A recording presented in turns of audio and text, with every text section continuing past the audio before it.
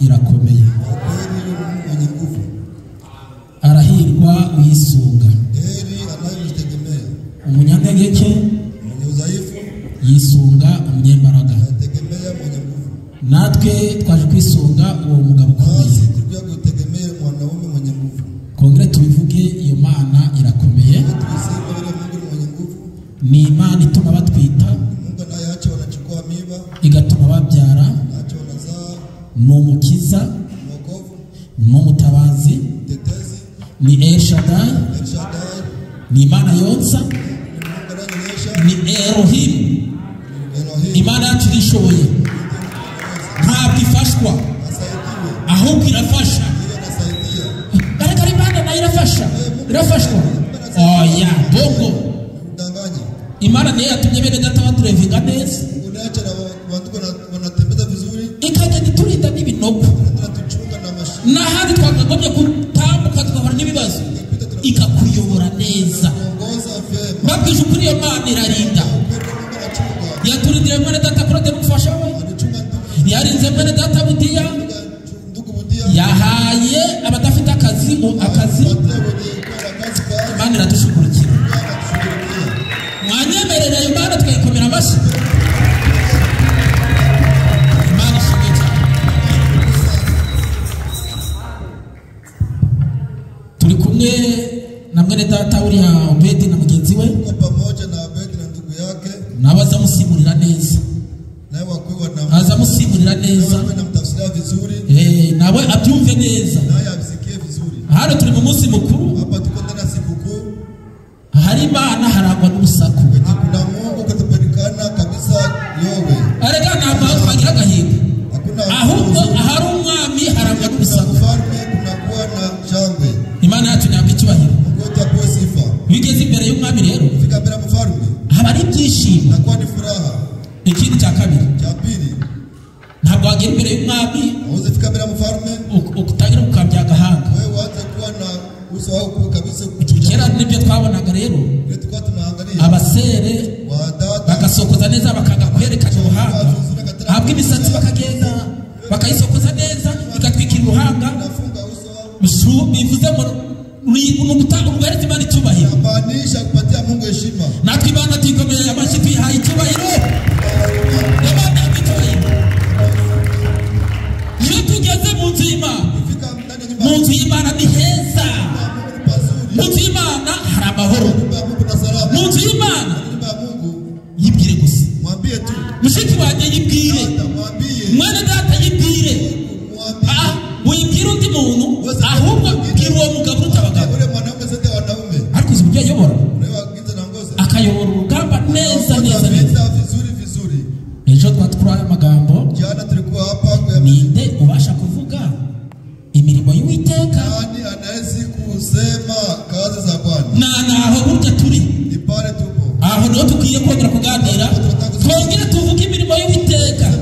N'ejo tuzayivuga, n'ejo bundi tuzayivuga. Abari barwaye igifu bakize, abo baribwaga umugongo bakize. Ibyo Imana idukorera we ni byinshi. Uwavuga imirimo y'Uwiteka, Imana yacu irakiza. Wari uzi ko Imana ntacyo itakiza? Ikiza kanseri, ikiza uburwayi bwo aribwo bwose. Babwije ukuri, ntacyo Imana itakiza. N'uwo wari uzi waza kugura musini wowe, kuko yahuye n'umugabo uruta abagabo. Reka duhaguruke rata dusome ibyanditswe. Mwene data John dusomera Abacamanza cya 11 umurongo wa 4 arageza hepfo kwa 11. Nanjye ndasoma Zaburi ya 40. Turasoma mu izina ry'Umwami Yesu Kristo. Nategereje Uwiteka nihanganye, ntanegera ugutwi yumva gutaka kwanjye, kandi ankura mu rwobo rwo kurimbura no mu byondo by'isaho. Ashyira ibirenge byanjye ku rutare, akomeza intambwe zanjye, kandi ashize indirimbo nshya mu kanwa kanjye. Niryo shimwe ry'Imana yacu. Benshi bazabireba batinye, biringire Uwiteka. wiringira Uwiteka kandi ntahindukire abibone cyangwa abiyobagiza gukurikiza ibinyoma. Uwiteka Mana yanjye, imirimo itangaza wakoze ni myinshi, kandi ibyo itekereza kutugirira nabyo ni byinshi. Ntihariho wabigereranya nawe, nashaka kubyatura no kubirondora, byaruta ubwinshi byo nshoboye kubara. Amen. Abacamanza 11 yari ku murongo wa 4 ugeze ku 11. Turasoma mu izina rya Yesu Kristo. Hahise iminsi Abamoni barwanya Abisirayeli, nuko Abamoni baca barwanya abakuru b'i Gileyadi, batuma kuri Yefuta ngo acikuke ave mu gihugu cy'Itobu. Baramubwira bati, ngwino uko turwana n'Abamoni. Yefuta abwira abakuru b'i Gileyadi ati, mbese nimwe mwanyaze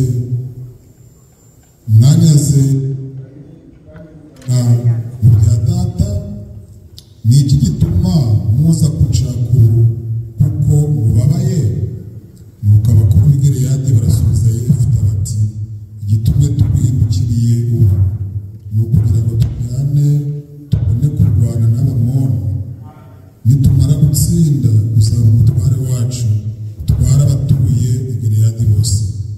Yefuta arababaza ati, nimunsubiza iwacu kurwana n'Abamoni Uwiteka akabangabiza, nzaba umutware wanyu koko?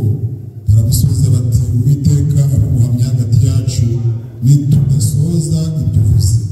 Yefuta yerako ajyana n'abakuru b'i Gileyadi, nuko abantu bamugira umugaba wabo n'umutware i Misipa. niho Yefuta yavugiye ibyo yavuze byose imbere y'Uwiteka.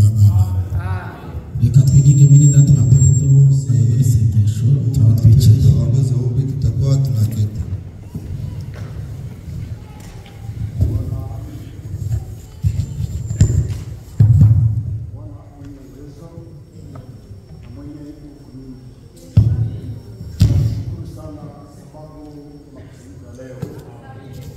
Asante umetuleta, umeleta kwa ndugu, umeleta kwa dada. Ni nguvu zako zinawashukuru, tunasema uhimidiwe. Mbinguni wanakushukuru na duniani wanakushukuru. Wazee 24 wanakuzunguka wakisema, mtakatifu mtakatifu ni Bwana Mungu wa majeshi. Mbingu kuna majeshi na sisi tuko majeshi wa mbinguni. Tunakushukuru, tunajua tunaketi tena mahali hapa tukizunguka meza. Neno lako limesomeka Bwana, si neno la mwanadamu. Biblia ni yako na sisi ni wako. Tunatamani kusikia neno lako pia. Na hili neno ndilo liliumba mbingu na dunia. Tunatamani nikuje lifanye kazi kati yetu, ambaye atalisikia libadilishe maisha, libadilishe mwenendo, liumbe mtu mpya, Bwana wetu Yesu. Kwa sababu kama kuna mbingu mpya, kuna pia na viumbe vipya. Neno lako ndilo linafanya hiyo kazi. Tunakuita utupakulie Bwana. Ukisema mwenye kusema achangie nasi kusikia. Tunaomba kwa jina la Yesu Kristo. Amen. Imana yacu ihabwe icyubahiro. Mungu wetu apewe sifa. Biblia inavuga ati, Biblia inasema nategereje Uwiteka nihanganye. ngojea Bwana nikisubiri. Uwiteka anegera ugutwi, Bwana anatega masikio, yumva kwigiga kwanjye. anasikia kusihi kwangu. Ngeze mu mibabaro Nikifika ndani nategeye Uwiteka. nilimchunga Mungu. Nsabye Uwiteka anegera ugutwi. Tega sikio. Burya Uwiteka ashyira hejuru. Mungu anainua juu. Imana yacu ihabwe icyubahiro mu izina ry'Umwami Yesu Kristo. Katika Yesu Kristo. Nategereje Uwiteka nihanganye. Chunga Bwana nikisubiri. Anegera ugutwi, Tega masikio. yumva guteka kwanjye, Ya kuomboleza kwangu. kandi ankura mu rwobo Toa ndani ya shimo. rwo kurimbura Kuangamia. ndetse no mu byondo by'isayo. Ndani ya matopi kabisa. Uzi kwinjira mu byondo by'isayo, Kwenda na kugira ngo uveyo udafite ugukurayo ubuhuye n'ishyano ariko Uwiteka negeye ugutwi yumva gutaka kwanjye mubwira ibibazo narifite byose yumva kwinginga kwanjye mbega umwami wacu ni mwiza mbega umwami wacu n'umutunzi w'imbabazi yumva kwinginga kwanjye izina ry'Uwiteka rihabwa icyubahiro ashyira ibirenge byanjye ku rutare yabishyira ku rutare harakomeye ashyira ibirenge ku rutare kuri urwo rutare ni uguhishurirwa kuri urwo rutare ni heza cyane Bibiliya iravuga ngo umunyabwenge yubatse inzu ye ku rutare mwene data mukunzi mwene data mushiki wanjye reka mbabwize ukuri Imana yacu burya iteka ugutwi Imana yacu iratabara aho bikomeye Uwiteka arikorera izina ry'Uwiteka rihabwa icyubahiro ashyira ibirenge byanjye ku rutare avana mu isayo y'ibyondo aho ngaho nari ngiye kurigita avana ishayo y'ukuboko kwe iyo yarabuye ukuboko nawe guhina reka mbabwire ngo Uwiteka ni Imana ikinga ntagire ukingura yakingura ntihagire ukinga uwo mwami arahirwa umusumba izina ry'Uwiteka rihabwa icyubahiro amvana mu byondo by'isaha aho ngaho nari ngiye kurigita amaze kuvanisha ukuboko kwe nuko arafata arata anshyira ku rutare Imana yacu ihabwa icyubahiro mu izina ry'Umwami wacu Yesu Kristo Imana yacu ni ukuri n'umutabazi hahirwa uwiringira Uwiteka kandi ntahindukire abibone cyangwa abiyobagiza kudakurikiza ibinyoma Uwiteka Imana yanjye imirimo itangaza ukora ni myinshi Imana yacu irakomeye hirya y'umwene data dusomeye mu gitabo cy'abacamanza n'uwitwa Efuta umwana avukiye Gileyadi hanyuma akivuka abyarwa na maraya none uwo wamubyaye arongera abyara abandi bana b'abahungu noneho bamaze gukura bagirira mugenzi we mwene se ishyari baba baramubwiye ati wowe iva mu mutungo wacu kuko bamufata ko ari umwana w'ikigendano arega Efuta bene se babaramwanzi ariko reka mbabwira ngo burya haracyari ibyiringiro iyo igiti gitemwe ukagitema byanze bikunze igiti kizaruha kizarira amarira ariko igihe kizagera cyangwa kishibuke uwo Efuta abahunze bene se abaragiye amaze guhunga bene se agezeyo bene se basigaye noneho batangira guterwa n'abamoni si rimwe si kabiri baravuga ati none abo banyagoko kuzatumara baba bibutse mwene se wabo undi bahungishije baba bamutumyeho baramubwira ati Efuta ngwino ugaruke uze dufatanye duhangane n'urugamba w'abanzi bacu bari kudutera buri gihe noneho Efuta barabwira ese murimo murampamagara si mwanyirukanye none hari ibyanyu nigeze ndya si mwe mwanyirukanye nuko noneho Efuta abarababwira ati noneho ndashaka kutugirana amasezerano ninde mukagarutse bizagenda bite abandi bati si ibyo gusa uzaba umugaba w'ingabo uzatuyobora babwize ukuri haratari ibyiringiro y'igiti gitemo kirongera kigashibuka uwo Efuta araza aragaruka bakorana amasezerano ariko Efuta yari afite imirimo Uwiteka yamukoreye yari afite ibanga rikomeye Efuta nubwo yaje nta kindi yishingikirijeho yishingikirije ku muremyi we gusa Efuta aravuga ati rero ubwo bibaye ibi cyose nzi ko ushobora byose mwana iyo uyoboye urugamba nta n'umwe watsindwa none byanga umuntu nubwo bene data barwanyije ariko ibyiringiro byanjye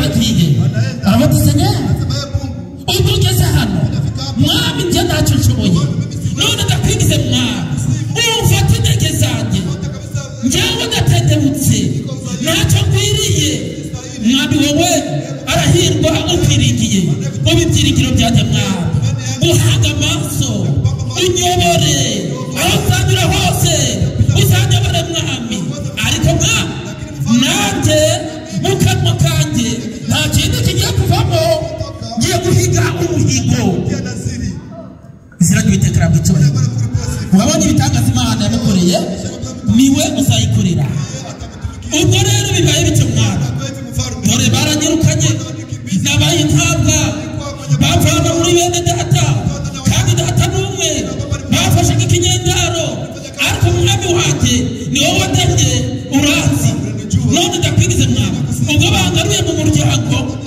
ndakwinginze kugira ngo icye bugufi ariko ibyiringiro byanjye biteze kuri wowe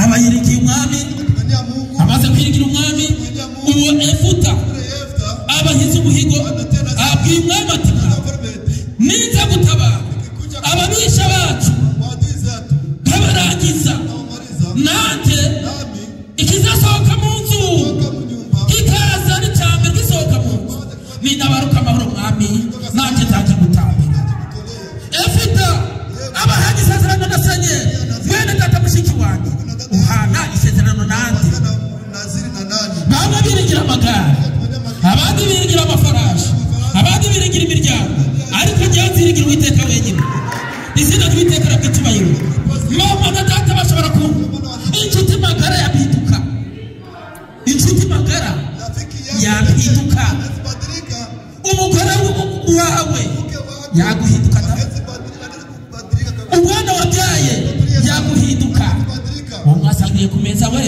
yaguhinduka niwo muvugana yaguhinduka ariko dufite Imana idahinduka babwize kuri Imana yacu ni Imana idahinduka nubwo bose bagenda wiringira Imana yonyine izina ry'Uwiteka rabw'icyubahiro Efuta abaragiye abarapfukamye mwami wanjye kandi Imana yanjye niwe wademye wambumbye mu nda wivuka ryanjye sinjya wigaye niwe wakizeho narahunze nahunze bene data none igihe kirageze mwami wanjye ndakwingize ngo ushyirwe hejuru ucece bugufi Imana ishaka uciye bugufi kandi wareka Imana yakura umunyantege nke umubwira ati sanyira nawe umunyembaraga nutangira kwishyira hejuru uvuga ngo ufite imbaraga uzahura ubusa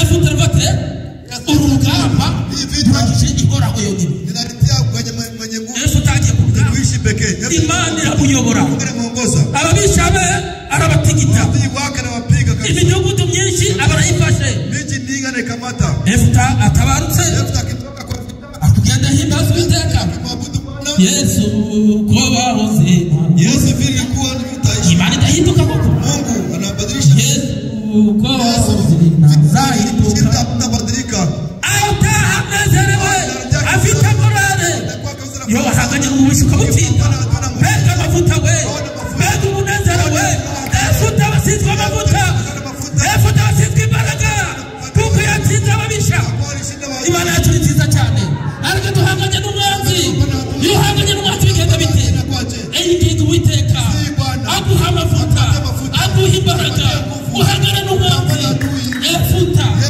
Bibiliya iravuze neza ati Uwiteka baramanutse amuhambika imbaraga amumanura umwuka wera amusiga amavuta arwana afite amavuta Efuta baratashe amaze gutaha ageze mu rugo atsinze ababisha atabarutse amahoro misi yashize tuvuga ijambo rivuga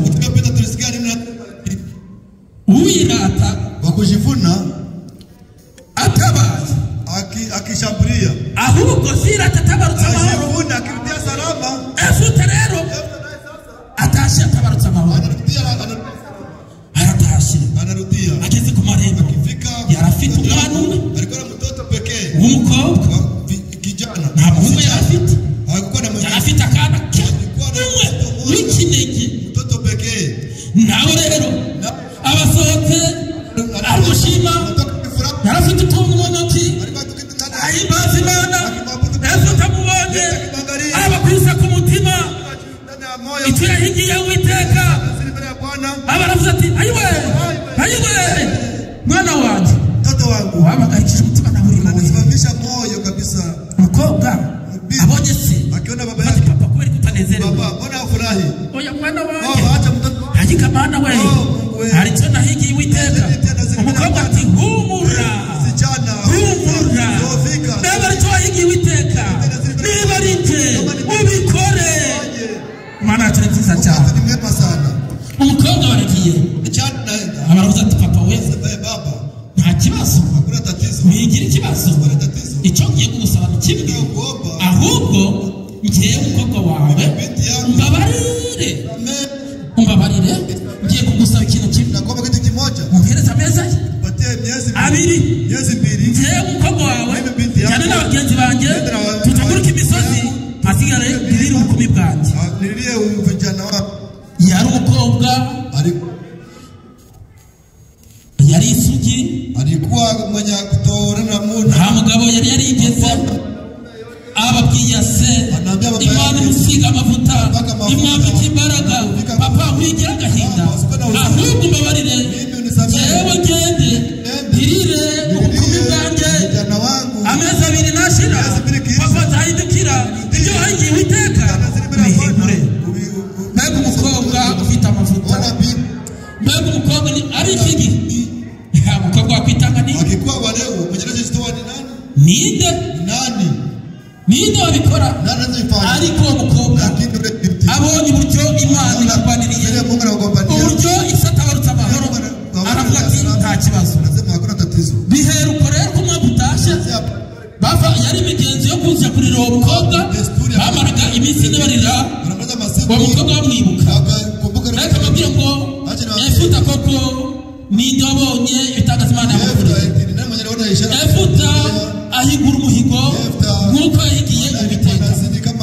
bene data bakuru niba hangahe bahiga imihigo ko twese turi hano umwami wanjye rero mumfashe amahanga ntabona akazi nzaguhereza ikimwe mu icumi Imana sikaguha kibonye amafaranga ibibazo bikaba bibaye byinshi none se unimvanamo biragenda bite none se kuna leta igeze mu bana ninyakuramo biragenda bite bene data guhiga umuhigo n'uhigure birutwa kutawuhiga ariko Yefuta agiye guhigura umuhigo nk'uko yawuhize. Imana yacu ntabwo icyubahiro mu izina ry'umwami wacu Yesu Kristo. ninde ubasha kuvuga imirimo itangaza Uwiteka? Anaweza sema kazi Bwana aliyetenda. bene data bakuru turebere mu gitabo cya Samueli. Angalia ndani kitabu cha Samueli. Samueli ya mbere 18 uhereko mu 17 kumve iby'Imana itubwira uyu munsi. Tuambia siku ya leo ariko tukuraye amagambo ninde ubasha kuvuga haya maneno imirimo Uwiteka yakoze? nani anaweza kusema kazi Bwana aliyefanya? Ilipofika tu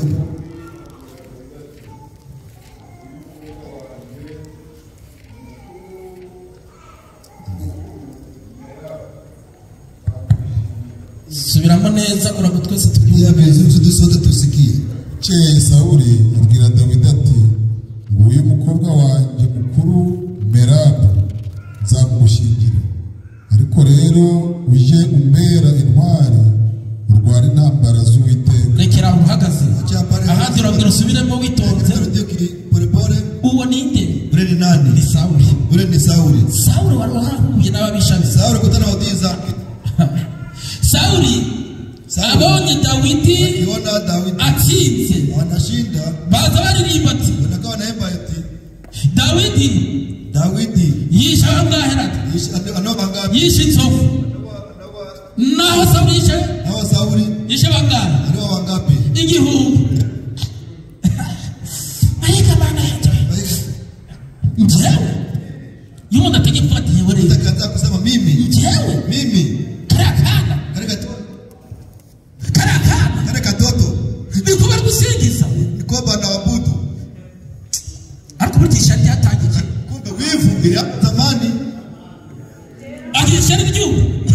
leo ishari ryatangiye kera zamani.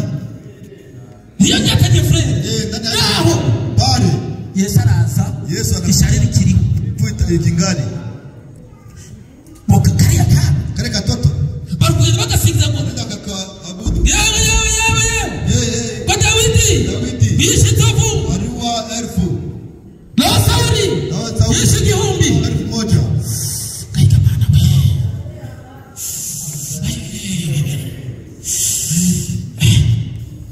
none nzabona uti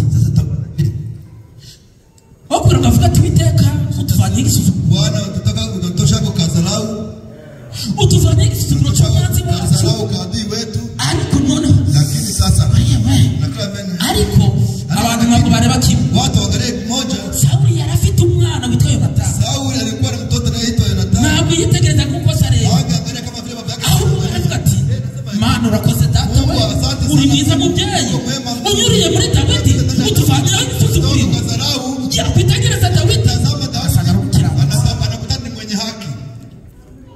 Reka babwize ukuri acha niambie ukweli tuze tuvana cyo fanatism tukue tunatoa kile cha kusema kapendeleo.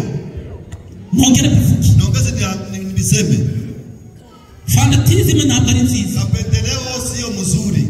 Muri rugendo nshaka kuruswa ya hii safari kila mtu mwenyewe vitu uliona hamagawe n'umwana nabyayo afite ibyo bireba madamu wanjye afite ibyo bireba inshuti zanjye zifite ibyo bireba tuze tureka twita fanatism acha kapendeleo.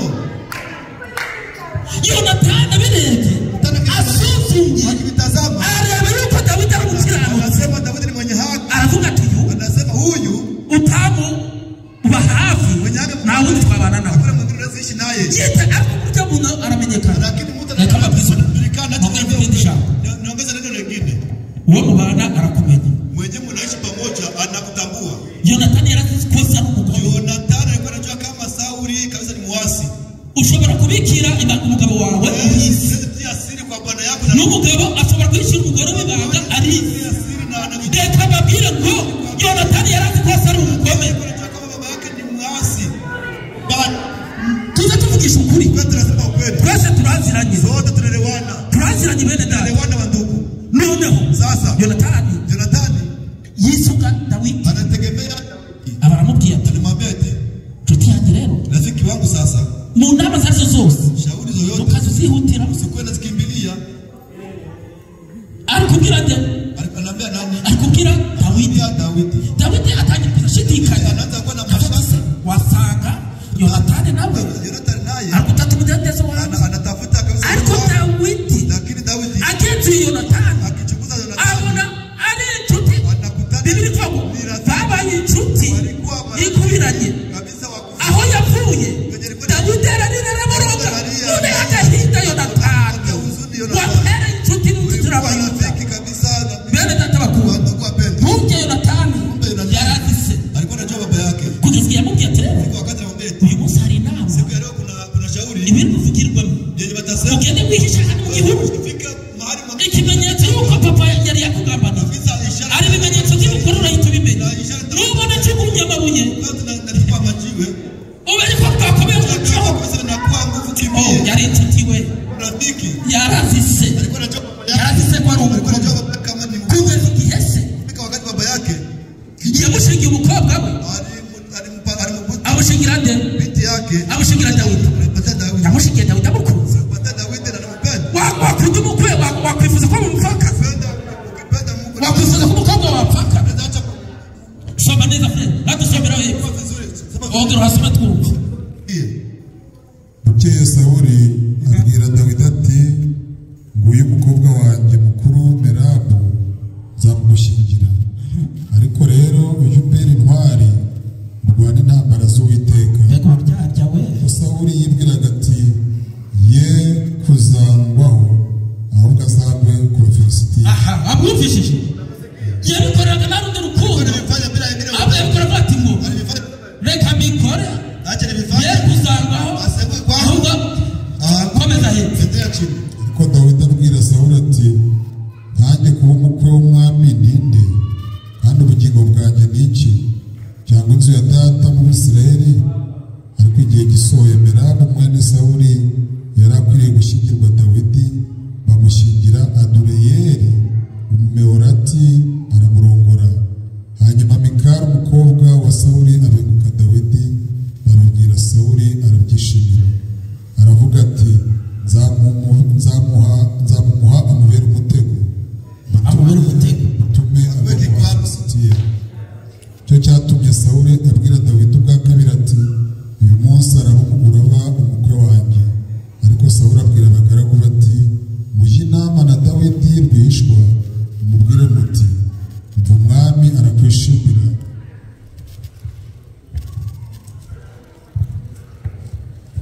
Kandi abagaragu be bose baragukunda, none ube umukwe w'umwami. Nuko abagaragu ba Sawuli bongorera Dawidi ayo magambo. Dawidi aravuga ati mugira ngo biroroshye kuba umukwe w'umwami kandi n'umwana w'umukene usuzugurwa. Hanyuma abagaragu ba Sawuli bamubwira uko Dawidi yavuze. Sawuli aravuga ati muzabwire Dawidi muti umwami ntashaka inkwano keretse ibinyita 100 bikennye mu Bafilisitiya. Rekera aho mwene data. Dawidi Sawuli aramurwanya kuko bari babatangiye kumwogeza bati bishi inzovu. Aliwa maarufu Goliath yarababereye nabi. Goliath alikuwa na umwasi Dawidi abaramuhangamuye. Tuyi Dawidi Obura Sawuli yishime, Sawuli afurahi, arababaye, anahuzunika, kugeza igihe yamushakiye, wakati alimtafuta, arafati rero anasema eti reka ndakoresha uko nshoboye, tafanya yoyote ibyo navuze byose, nisema vyote, kuko ari yavuga ngo uzayica Goliath, nzaguha umukobwa wanjye n'imirima yose n'iki, yangu na mashamba na nini, ariko abikora bitavuye ku mutima, nabifanya bila kutoka ndani ya moyo.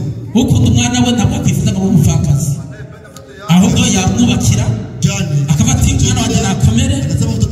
Ariko Sawuli yari iryarya, Yonatani nawe yarazi ko ari iryarya. Reka babwize ngo ntabwo wajyana n'umuntu mutaziranye, babwishe ukuri. Igihe kiragira rero kugeza igihe yatumye abagaragu be bati murega n'inkwano uzazireke, ahubwo uzagende wice abutazi mutego, uzagende wice.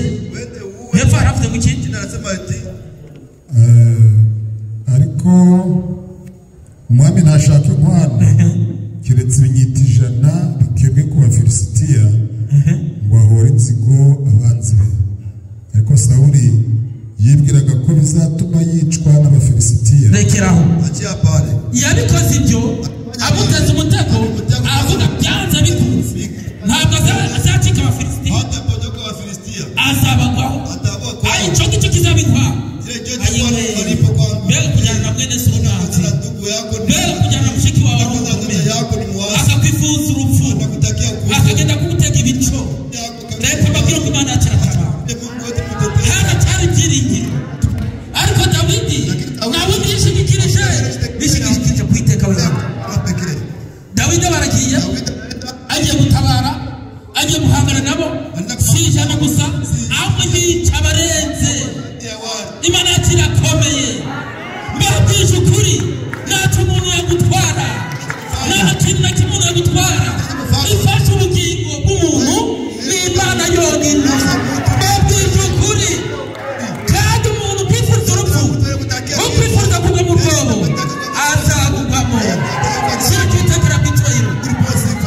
Reka mbabwije ukuri, Moridekayi yifurijwe kumanuka ku giti, ariko mugambaniye niwe wakimanitsweho. Reka mbabwire ngo mwirinde ab'Imana none y'amaraso, nubagambanira uzapfa mbere yawe. Izina ry'Uwiteka ryabwica uko byamera kose, Uwiteka amena amaraso n'uw'agaciro, n'uw'agaciro. Ariko Dawidi akomeza kwishingikiriza ku Mana ye. Mwene data mushiki wanjye, ntugeze mu bikomeye, wishingikiriza kuri nde? Imana yacu ntabwo icyubahiro mu izina ry'Umwami Yesu Kristo. Ariko Yonatani we amubera inshuti nyacu. Uwiteka arakomeye bakishukura. Dawidi Sauli silime sikabiri akamutega rimwe yamubushwa akongera akamutega mu inzira umunsi umwe rero Dawidi abahanganye n'igitero cy'ingabo za Sauli kugeza igihe Imana yamugabiye izo ngabo kugeza n'igihe yageze ku mwami Dawidi yaramukiranutsi we akibara kuhagera asanga umwami yaryamye ingabo zati tugiye kumuragiza Imana yimikisha amavuta uramenye n'umukoreho babafashe avanamo inkota mu rwubati akeba ku kinyita cye bageze hakurya ngo yewe Abuneri we yari yarinze neza ariko babwira ngo Dawidi yari umukiranutsi umwanzi wawe nakwanga uzamukunda izina ry'Uwiteka ryabw'icyubahiro Dawidi Sauli arabati yewe mwana wanjye we mudushije gukiranuka ariko umutima we komeza kwinangira bene data bakundwa turi mu rugendo waduhanze n'umwe umubyeyi watubyaye n'umwe watumene amaraso n'umwe kubera iki abana b'Imana umugabo ubyara umwe abana bakubita ku mitwe Imana kidufashe cyane ariko Dawidi akomeza gucunga isezerano aravuga ati Uwimana yimikisha amavuta ntabwo amwica bene data bakundwa muribuka barabantu bakunda kuza kubika bitikira abakunda kuza kubikira abantu wale watu wanapenda kuenda kusema kama mtu alikufa noneho Sauli yari yapfuye sasa Sauli alikuwa anafariki amaze gupfa akisha fariki kuko umwe yarazi ko ari umwanzi wa Dawidi mmoja kwa anajua kama yeye ni adui aravuga ati rero anasema kuko yasanze yamaze kwimanika byakomeye undafata rero kugira ngo apfa nabi vibaya gerageza bavudagize Yere data wakundwa ndugu wapendwa amaze kumurangiza yapfuye kamaliza nafariki nawe arihuse anakimbia wewe utakubika na chani ngora kimbia kuambia watu mtu anakufa nayo ni tatizo mwami wewe mfano usi unajua kajiri kunure kwa na byagenze bite wa mwanzi yapfuye adui wako alikufa nindo apfuye atagira avuga ko byagenze byose zero azed kabisa kutoka mwanzo kufika mwisho Dawidi ararira Dawidi analia acha niwaambie vile Dawidi alikuwa mwenye haki Dawidi alikuwa mwenye haki nubwo ibibazo byavuka ariko umwanzi wa uzamuka adui wako nakwanga uzamuka nakwanga uzakoresha kushoboye umukunde umwereke umutima w'urukundo ariko Dawidi yakomeza guhagarara ku isezerano bene data reka mbabwire ngo Dawidi yarahuye n'Imana ishobora byose Imana yaguhamagaye ikaguhamagara neza ukumva umuhamagaro Imana ikurindira muri uwo muhamagaro reka mbabwize ukuri dufite uburyo twagiye duhura n'Imana mwene data afite uburyo yahuye n'Imana mushiki wanjye afite uburyo yahuye n'Imana mwana mutoya uri hano afite uburyo yahamagawe iyo Mana yaduhamagaye niyo kwizerwa niyo kubahwa izina ry'Uwiteka ryabw'icyubahiro n'izina ry'Umwami Yesu Kristo amen nashatse Uwiteka nilitafuta Mungu nategereje Uwiteka ntihaganje Mungu ni kizuri Uwiteka aransubiza Mungu ananijibu reka mbabwize ukuri Imana yacu ni Imana isubiza Mungu mwenye kujibu upfa kwihanga amaso gusa yihanga amaso Imana yacu itega amatwi anatega masikio wagize Imana niyumva unawaza Mungu asikia Imana irumva Mungu anasikia kandi igasubiza izina ry'Uwiteka ryabw'icyubahiro bara Mungu riposi iyo nibutsa amateka ya Dawidi Dawidi koko yari umukiranutsi Dawidi kabisa kwa mwenye haki Dawidi yirindaga muri byose kazari kwa yote none Sauli okugira ngo yibuke ni neza akumbuke vema ya Dawidi yamukorera Dawidi aliyemtumikia Sauli akafatwa n'amademo anashikwa na mapepo mchafu akabakuye hasi igicucu kikamukubita hasi. Dawidi agafata igitari agacura amatebo yose agahuga uwari waguye hasi akongera akabyuka aho kugira ngo Sawuli amwiture ineza yamugiriye ahubwo ni uri kumuhiga. Izina ry'Uwiteka Jina Bwana Mungu yakicyubahiro. Bibiliya iri kutubwira neza naho umuntu yakugira nabi ntabwo wakwibuka ibyiza gukoreye bigatwikira bya bidiri. Ariko Sawuli yari umugome uruta abagome kugeza n'igihe yifuzaga yuko umukobwa we yaba umupfakazi. Reka babwize ukuri, Sawuli yari umugome ariko kuko Imana ubugingo bw'umuntu buri mu biganza by'Uwiteka, Imana yari izi neza yuko Dawidi agomba kuba umwami. Urebe ko Dawidi yari umukiranutsi, igihe kiba kirageze. Yonatani abapfuye, Sawuli abarapfuye, Dawidi amaze kuba umwami, amaze kuba umwami mu gihugu cye, abaragiye. Kumbe mu muryango wa Sawuli hari harasigayemo umuntu umwe ubana n'ubumuga. Alikuwa na tatizo. Alikuwa mlemavu. Yabanaga n'ubumuga. Igihe kigeze rero wabona ibintu byabo byose bivuga ngo imisozi yabo yo kwa Sawuli yo kwa Yonatani aho biti Nyarurembo iyo mirima yose yari yarangazwe aho bw'abana basigayeho bakaza bamutereraho naho atavukiye mu byabo. Ariko bana reka babwira ngo igiti iyo gitemwe igihe kiragira kigashoka. Dawidi ahageze abarabwiye abaturage ati nimuze tujye mu nama, muze hano. Abaravuga ati nta muntu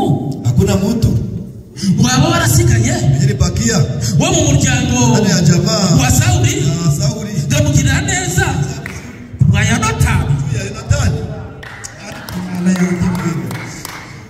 Deba intumwa n'abatuye yewe abo kwa Sawuli bose barashize hasigaye umwana n'ubumuga. Imana ivana mu cyavu we ikakwicazanya n'ibikomangoma mbega ineza y'umwami we. Ariko Dawidi umva ukuntu umwami we wadukunze we nuko intumwa biragiye igeze ku cyakirema. Murabizi itari umwami Dawidi